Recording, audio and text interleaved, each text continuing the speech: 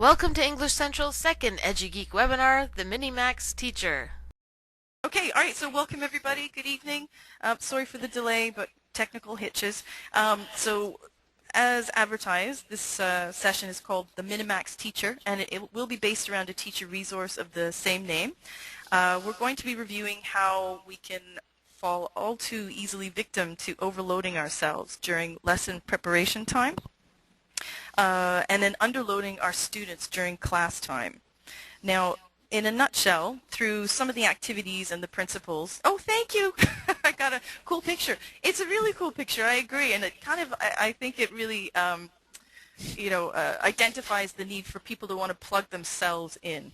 Anyway, I don't know where I found it, somewhere on the internet, but there you go. Okay, so we're going to be looking at ways of minimizing input, so reducing prep time and the number of handouts that we give, and maximizing output, student participation, engagement, practice, that type of stuff. Okay, and so we're going to start by, I'm going to start by launching a poll for you, just to kind of take the temperature, so to speak, of how many of you have experienced yourselves an element of over-preparation. Okay, so here we go, launching the poll. So how many of you have done these things? And you should be able to click on more than one. It's not just one. You can click on as many as are appropriate. Okay, we've got, wow. Oh, wow, it's changing. 20%, 100%, 40%.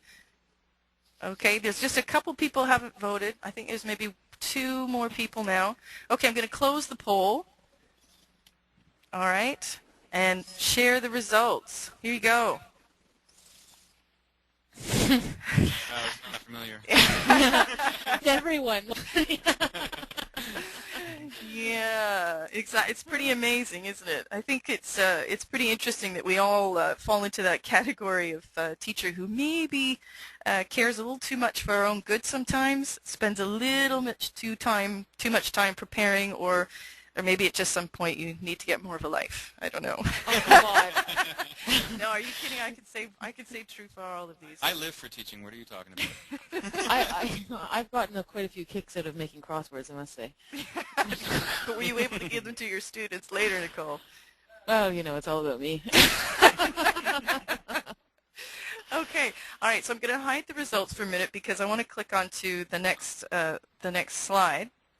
All right, because this is an extension that is also from the book. So we do create surveys and things like that, but I thought it was very interesting the way, there we go. So you should be here. Which of the following statements are true? So based on what we were just talking about with the percentages of who's created a crossword and spent more time than using it, things like that, which of the following statements are true? I'm going to share the results with you again. Okay, so you've got those results.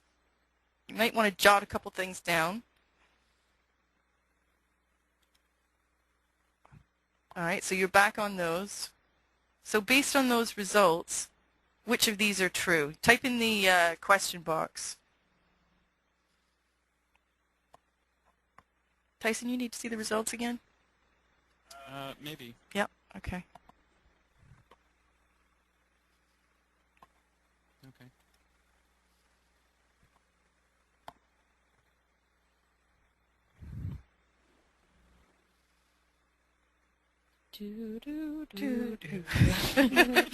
Okay, so are none of them true?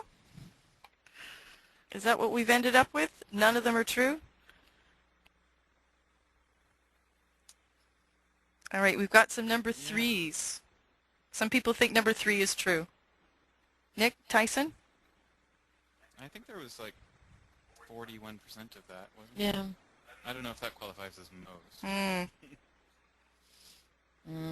Spent more time? Most would be more than 50, I guess. Yeah, maybe. We've got Julie saying none. I think we've got, number 5 is true for me, says Wendy. Yes, me too.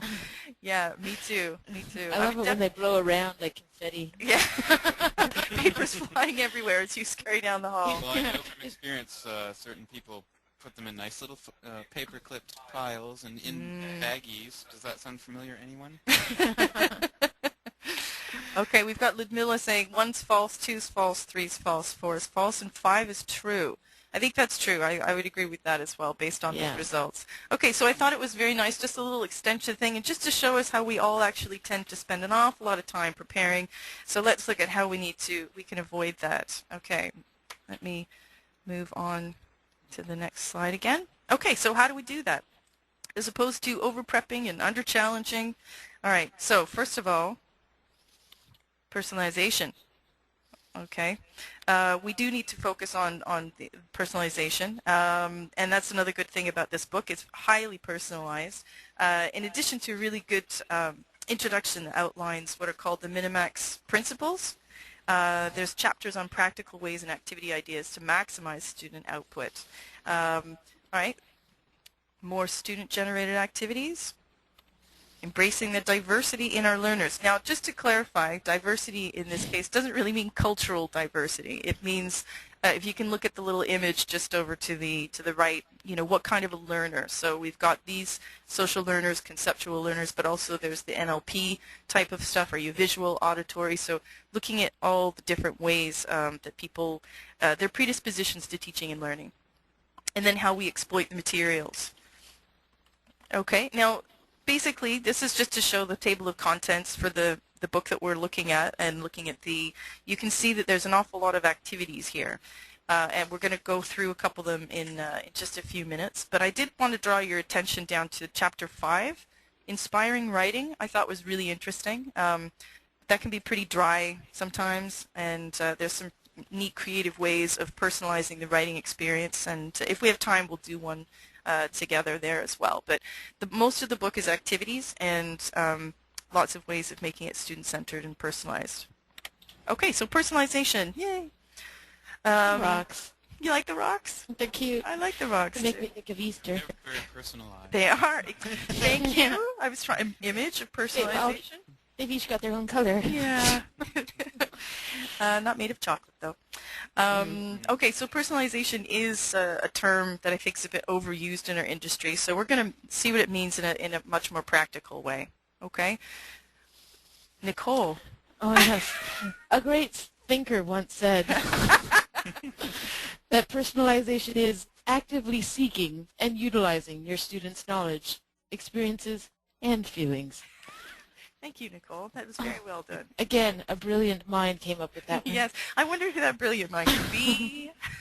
Iverson, oh no. No, I don't think your last name's Iverson, actually. Yeah. No, Okay. Now, just to clarify, though, this sometimes does get confused with activities that are interactive. Okay. For example, like a running dictation is interactive, but it's not what I would consider personalized. When we personalize activities, we want to establish a curiosity in the classroom, a happy tension or a mystery, and I think in that way we're less likely to ask students to do something they might think is boring or irrelevant or just unreal to them.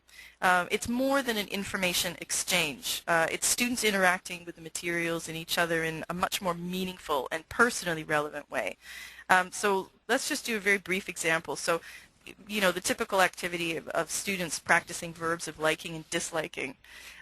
So answer these sentence prompts, okay? So, Nicole, I like, what do you like?